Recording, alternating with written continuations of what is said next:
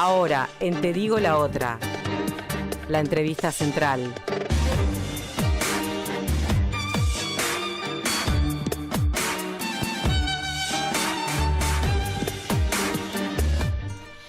Y recibimos en los estudios de la Uniradio, en Te Digo la Otra, a Fernando Amado. Él es precandidato presidencial para 2019 y líder del sector Ballistas Orejanos del Partido Colorado. Un gusto tenerte con nosotros nuevamente. Sí, ¿qué tal? ¿Cómo andan? Muchas gracias por la invitación y los felicito por el estudio, porque la verdad, yo los conocí proletarios, En la mala, los conocí en otra fase. Sí. No, la verdad, fuera de broma, está muy bueno, es una alegría, la verdad, ver que tienen buen material para trabajar, porque de eso se trata, ¿no?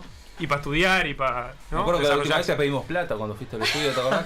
Teníamos una chanchita, todos los invitados les pedíamos chica. Profesionales gritábamos. Profesionales. Atendíamos bien al... Fernando, fuiste Diga.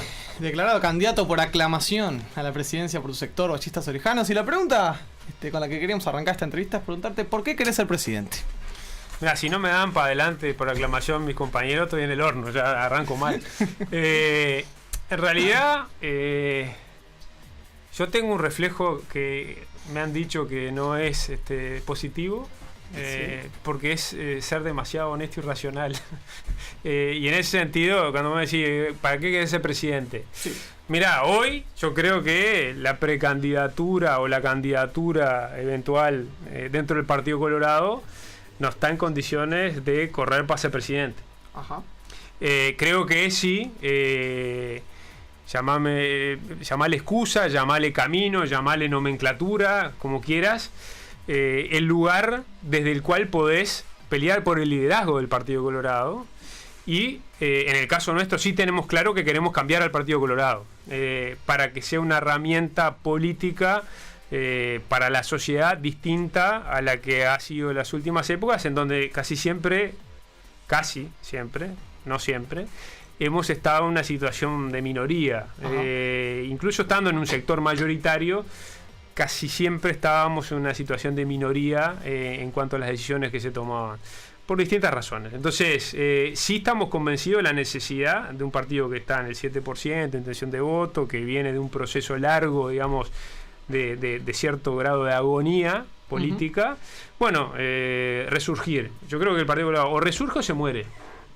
No hay intermedio, ¿viste? Bueno, Adrián, el nuevo secretario general del Partido Colorado, Adrián Peña, habló con nosotros hace algunas semanas, lo tuvimos en una entrevista, y él hablaba de que, bueno, creía en un Partido Colorado que se convierte en un partido mediano, como un Partido Colorado, como un partido. Él dice, bueno, tampoco estamos tan mal, no somos un partido chico, no somos un partido, tendemos a ser un partido mediano del sistema, que bueno, que tiene un rol para cumplir dentro del sistema. Nosotros, a ver, el partido, yo creo que objetivamente tiene un rol hoy todavía de partido, sí, mediano. Y hasta, yo lo hablo incluso con colegas de ustedes, o sea, muchas veces se nos da mucho más espacio al Partido Colorado por razones históricas, o sea, por razones de que estamos frente a un partido que fue muy importante para el país y muy protagonista. Entonces, si vos fueras, no tiene que ser así, por supuesto, pero si vos fueras a ser lineal en cuanto a la cantidad de votos con la atención que le prestás al fenómeno político, a nosotros se nos presta mucho más atención de los votos que tenemos, ¿no? Digo, al Partido Nacional, que tiene el 30% de los votos, y nosotros que tenemos el 12%, se le da más o menos el mismo espacio en términos generales en los medios de comunicación. Si vos ves, siempre sale un colorado y un blanco. A veces de repente sale solo un blanco, pero seguimos teniendo, digamos, en ese como un grado de sobre representación que tenemos que aprovecharlo. Y que yo creo que sí sirve para generar, digamos, esa noción. Me simpatiza la de partido más mediano, porque también, ¿qué pasa? Nuestra historia nos marea y nos hace pensar de que nuestro único rol siempre es el rol de gobierno, claro, ¿no? Y no es así, y no tiene por qué ser así. La inteligencia del partido estaría en realmente asumir una nueva realidad y saber que tiene otros roles que cumplir tan importantes como los que cumplió antes. Y no dejar nunca de pensar, porque es natural, que en el mediano, en el largo plazo, tener la ambición de volver a ser gobierno y volver a hacer muchas cosas que fue. Pero no necesariamente estar como adicto, ¿no?, a esa necesidad de gobierno rápido, porque si no me muero. Que es un poco lo que sufren, yo creo que los más veteranos de nuestro partido. O sea, sienten y por eso piensan en cualquier estrategia de atajo para llegar al gobierno, aunque sea de apéndice de otro, porque creen que solo es posible sobrevivir desde el gobierno. Y no es así. Y en este nuevo escenario electoral, ¿cuáles son los aportes concretos del Partido Colorado desde tu punto de vista? ¿Qué es lo que puede aportar en el siguiente periodo electoral y en el siguiente periodo de gobierno el Partido Colorado desde esta trinchera? Yo creo que mucho, gobernabilidad, generación de nuevas mayorías. Yo no sé si el sistema está preparado para eso. Si los partidos que no son el Partido Colorado tiene su desafío interno, ¿no? Y dependerá de quién lidere el Partido Colorado de cara al próximo quinquenio, qué Partido Colorado habrá. Pero yo no sé si, por ejemplo, el Frente Amplio está maduro para eso. Y pongo un ejemplo concreto de estos últimos tiempos. O sea, la rendición de cuentas, por ejemplo. O sea, en el caso personal y de mi sector, fuimos muy claros en tener una postura abierta y decir, nosotros estamos para colaborar, estamos para hacer todos los esfuerzos para apoyar la rendición de cuentas. Pero no solo eso, sino que hasta usamos de excusa también la rendición de cuentas, que es algo coyuntural, para decir, necesitamos empezar a tener un nuevo relacionamiento político. Tenemos que tratar de superar la realidad de las dos mitades, la realidad de más de barra brava de la política, más de blanco y negro, hay que tratar de superarla. Entonces le planteamos al Frente Amplio eso. Yo le planteé a Miranda eso, incluso cuando salimos de las reuniones con el presidente del Frente Amplio, los dos dijimos lo mismo. Y sin embargo, yo no dudo de la intención, y no dudo de que hay gente dentro del Frente Amplio que está pensando en esto. Pero el Frente no sé si está maduro como partido in totum, porque lo que sucedió después fue que no sucedió nada, o muy poco. Es decir, yo hasta ahora, recién ayer tuve una reunión con alguien del Frente, un legislador del Frente, para hablar de estos temas, pero de la reunión que tuve con Miranda, la segunda reunión con Miranda ya por marzo, hasta ayer, nadie del gobierno había hablado conmigo, ¿no? Entonces, uno puede decir, bueno, está bien, o sea, uno también, mirá que yo no soy muy consciente del peso pluma que tenemos nosotros desde el punto de vista político, que pesamos 10 gramos, pero yo si fuera al Frente, en una visión más estratégica general, diría, bueno, a ver, se vienen tiempos en donde eventualmente si llegamos al gobierno de vuelta no vamos a tener mayorías parlamentarias. Es necesario construir nuevas mayorías, y es necesario construir nuevas mayorías con gente que puede llegar a pensar en algunas cosas parecido y que puede sostener embestidas conservadoras para derribar algunas reformas que se hicieron, ¿no? No quiere decir que uno esté de acuerdo con todo lo que hizo el Frente, porque no lo estoy, pero hay cosas que sí, es muy evidente porque ha sido público. Y sin embargo yo no veo eso en el Frente. Veo que en eso quizás lo come la diaria del gobierno, quizás las internas propias de una fuerza política muy, muy, muy grande y heterogénea, etcétera, etcétera. Pero yo creo que el rol del Partido Colorado puede llegar a ser ese, en un gobierno del Frente o en un gobierno del Partido Nacional, para frenar cosas y para apoyar otras. Fernando, bueno, tu sector, Ballistas Orejanos, y en particular lo que ha sido tu carrera política, siempre se ha basado mucho en lo que es la figura de Valle y Ordóñez. Te consulto, la población hoy en día, pasado ya más de 100 años de aquellos gobiernos, ¿sigue teniendo presente lo que es la figura, el ideario ballista? ¿Le suena a los jóvenes, les es conocido y genera empatía con una figura como Valle y Ordóñez? Mira, yo creo que con Valle y Ordóñez se da una cosa parecida con un concepto, que no es una persona, es un concepto que es la clase media, ¿no?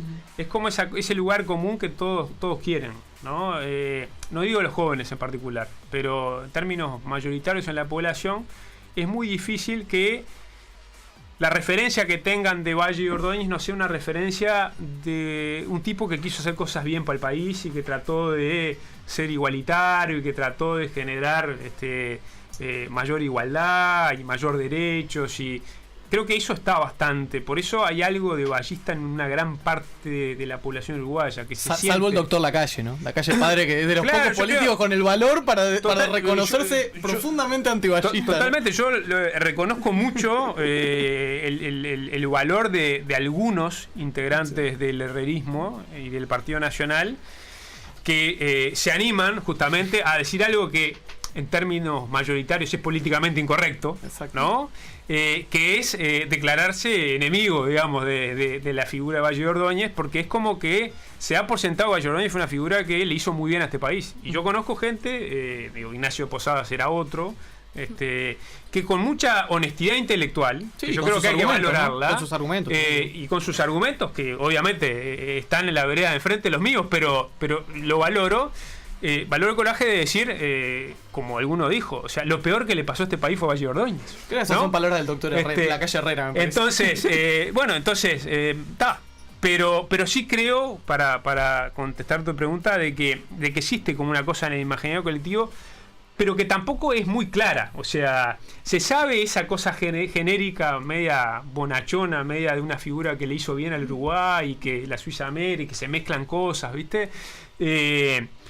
Pero con poco rigor, digamos, en cuanto a efectivamente qué pensaba, qué decía, qué sostenía, qué hizo, etcétera, ¿no? Y en la juventud yo creo que es más relativo por un dato que a veces lo vivimos en carne propia, lo que estamos más activando en política, que es que bueno, que la gente joven le da un poco menos menos pelota, ¿no?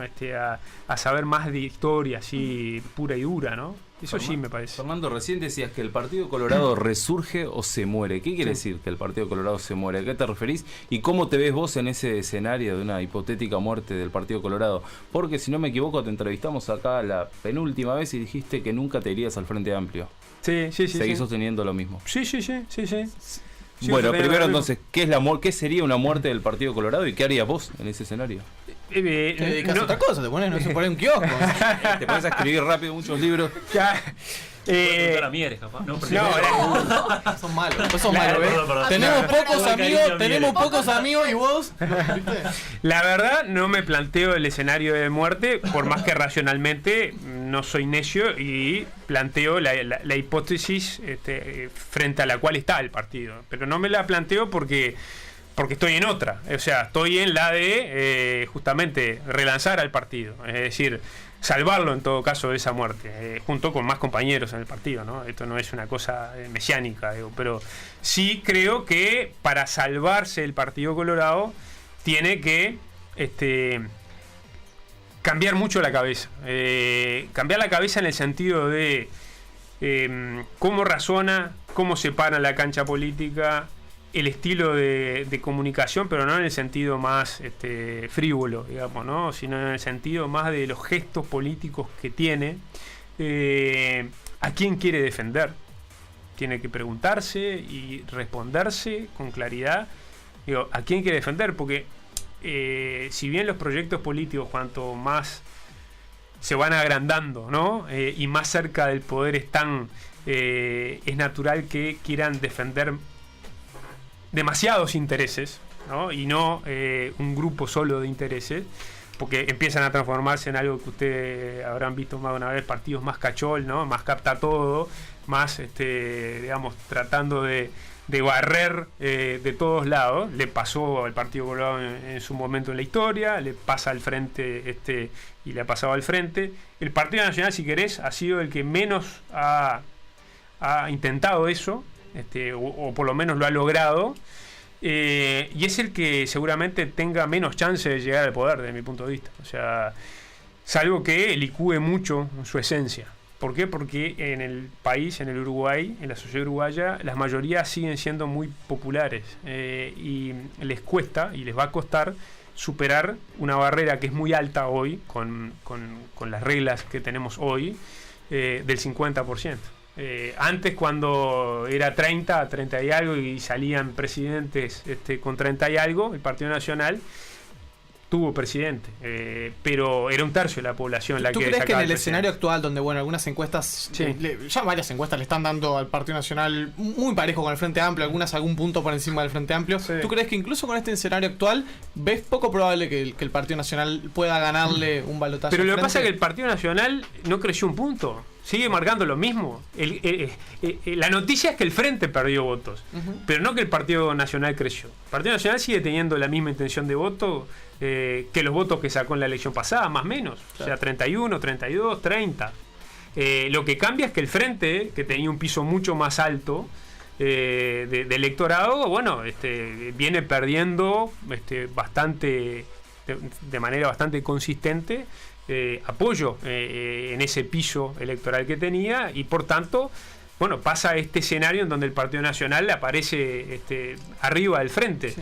Pero en términos de voto, en términos de intención de voto pura y dura, el Partido Nacional no creció un punto. O sea, si vos me dijeras, el Partido, o sea, se está dando esta nueva realidad, pero con un Partido Nacional que está marcando 39 puntos, 40 puntos, te digo, bueno, el Partido Nacional empezó a recorrer un camino distinto, en donde está logrando llegarle a una cantidad de gente que no le llegaba antes. O la pérdida de electorado del Frente Amplio está yéndose a algún lugar, entre ellos al Partido Nacional, pero eso no está sucediendo. Es que tenés una oposición también más fragmentada, y ahí entra Novik. ¿Cómo lo ves vos? Porque da la sensación de que se desinfló un poco, ¿no? A mí me cuesta, ojo, acá es difícil a veces separar lo que puede ser un análisis un poco más objetivo de lo subjetivo, que es lo que uno quiere, ¿no?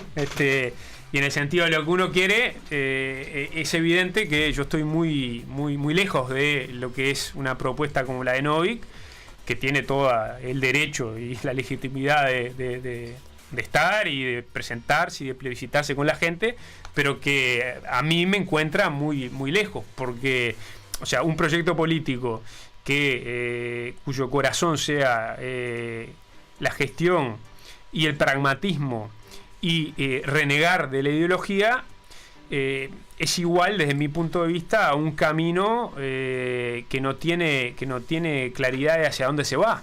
Es decir, eso no quiere decir renegar de la gestión y del pragmatismo. Al revés, o sea, yo como vallista lo digo con dolor.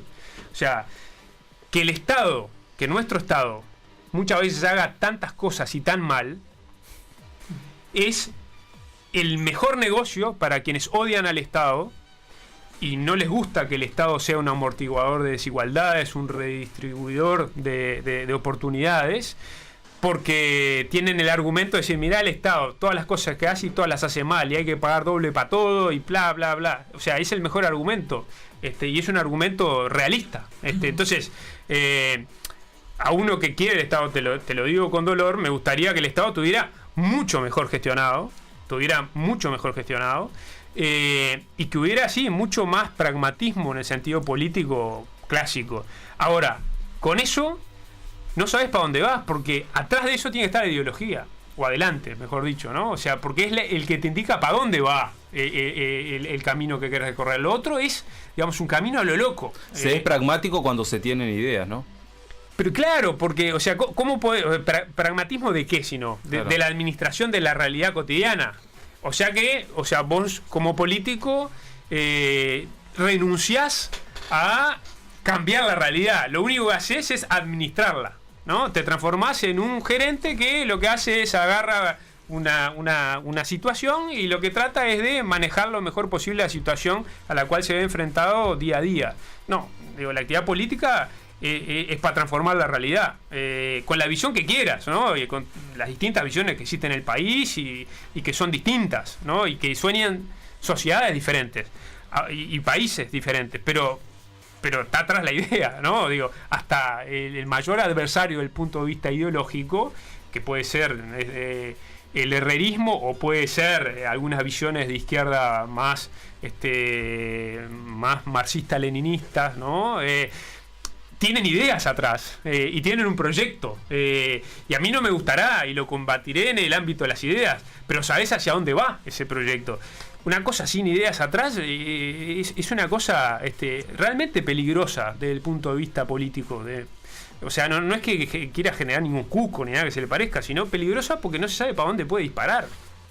pragmatismo y la gestión sin ideas atrás. Vos sos un tipo de izquierda, tu sector se define como un sector de centro-izquierda, quiero decir. Sí. Lo dice hasta en la bio de Twitter de Ballistas Orejanos. Bueno, también sos politólogo y como politólogo podrás reconocer fácilmente que es fácil decir que los gobiernos del Frente Amplio han sido gobiernos de centro-izquierda, digamos, o que razonablemente son gobiernos de centro-izquierda, no han sido gobiernos de izquierda radical, ni mucho menos, ¿no? Entonces, y para no caer en la trampa de la gestión y que no me digas, no, vamos a gestionar mejor que como gestionó el Frente Amplio, ¿qué harías distinto a lo que hizo el Frente Amplio? ¿En qué política, en qué se diferencia tu propuesta a lo que ha hecho este Frente Amplio de centro-izquierda en el gobierno? Es una buena pregunta y antes de contestarla, vos decías, cuando ibas desarrollando, una cosa que creo que es de honestidad intelectual decirlo, o sea, tan de centro-izquierda ha sido, ¿no?, que una de las mayores críticas es esa, digamos, ¿no? O sea, una de las mayores críticas... Se le pega mucho por izquierda al frente. Y claro, una de las mayores críticas y si querés, digamos, hasta desilusiones que alguna parte del electorado del Frente Amplio se puede haber llevado, es que en el ejercicio del gobierno más bien han sido matices grandes que ha habido, y algunas posturas algunas reformas que yo diría quizás otro partido en los 90 no hubiera hecho, ¿no? O en otra perspectiva no hubiera hecho, quizás un Partido Colorado distinto sí, un Partido Colorado más apegado al progresismo ballista sí, pero que el Partido Colorado de las últimas décadas no. Es una buena pregunta. Yo con el Frente Amplio tengo algunos problemas de entendimiento en temas que tienen que ver con la libertad, ¿no? Por ejemplo, ¿no?, a mí me cuesta mucho a veces, ahora en estos días lo hablaba con algunos compañeros, colegas del Frente del Parlamento, yo no puedo entender cómo es que no tienen una mirada, desde mi punto de vista, ¿no?, cada uno puede tener su opinión, objetiva objetiva y clara de lo que pasa en Venezuela, por ejemplo, ¿tá? Eso quiere decir, ¿no?, porque a renglón seguido te lo digo, eso quiere decir que a mí me simpatice la oposición venezolana. No. De hecho yo hablo por mí, ¿no?, que soy opositor al Frente Amplio. Nunca participé en ninguna actividad. No vas a sacarte fotos de los opositores venezolanos en Uruguay. Nunca habrán visto un tuit ni nada en ese sentido. Yo me pegaron, pero hasta el cansancio, ¿no?, por cuando salió Maduro electo presidente, decir de que me podía gustar o no, pero era una elección legítima de los venezolanos y eso era una democracia, punto. Había sido lo que los venezolanos habían decidido para gobernar su país y que era una democracia, cuando ya en ese momento ya se decía no es una democracia, no, era una democracia. Ahora, me parece innegable que el proceso ha sido muy claro en un deterioro de la calidad democrática, deterioro de la calidad de las libertades, deterioro más allá de los condimentos tropicales que tiene Venezuela, que muchas veces se estriba en eso para, digamos, matizar una postura más clara de condena a lo que está pasando en Venezuela. Entonces, ahí, por ejemplo, yo me cuesta entender a veces cómo no le sueltan la mano en ese sentido, ¿no? Entonces, quizás es porque tenemos valores en cuanto a la libertad y en cuanto a la democracia, llamémosle formal, distintos. Y seguramente, capaz que sí. Y a mí me atajo porque necesito atajarme. Sí. A mí no me van a ver tampoco nunca teniendo una simpatía, ¿no?, con gobiernos autoritarios o dictatoriales de ningún signo, digamos, ¿no? Entonces, no es que, bueno, si tengo empatía, cercanía, amistad con el gobierno o con el partido que está en el gobierno, hago la vista gorda o banco lo que sea. Además me cuesta, porque yo conozco a mis compañeros del Frente Amplio acá en Uruguay y no son así. Claro. Y son republicanos en términos mayoritarios. Entonces no lo entiendo. Entonces, ahí tenés, digamos, un matiz que es más conceptual, es más ideológico, si querés, que pero que estriba en una cosa coyuntural, en donde estamos muy distanciados. Por ejemplo, ¿no? Vamos a ir a la próxima etapa de esta entrevista, que son las preguntas de la gente. Te digo la otra, la política dicha desde otro lugar.